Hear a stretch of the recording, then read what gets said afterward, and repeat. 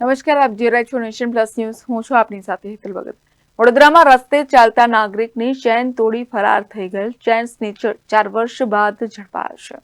Vadodara crime બ્રાન્ચની team પેટ્રોલિંગમાં હતી ત્યારે ક્રાઇમ બ્રાન્ચની ટીમને ચેન સ્નેચરની બાતમી મળી હતી. જે બાતમીના આધારે પોલીસે શહેરના હંડી રોડ મીરા 4 રસ્તા પાસેથી વિકસિંગ કલ્યાણસિંહ બન્નાલાને ઝડપી પાડ્યા હતા. તે દરમિયાન વિકસિંગની પૂછપરછ કરતા જાણવા મળ્યું હતું કે 4 વર્ષ અગાઉ કારેલીબાગ વિસ્તારમાં બ્રાઇટ સ્કૂલ પાસેથી ચાલતા ફરવા નીકળેલા મહિલાના ગળામાં પહેરેલ સોનાની ચેન તોડી ફરાર થઈ ગયો હતો.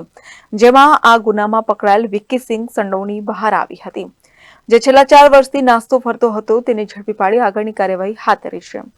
Bureau report, nation plus news, Vadodara. સમાચારોના સતત અપડેટ માટે નેશન પ્લસ ન્યૂઝના યુટ્યુબ ચેનલને સબસ્ક્રાઇબ કરો, બેલ આઇકન દબાવો અને ફોલો કરો ઇન્સ્ટાગ્રામ, ફેસબુક અને ટ્વિટર પર.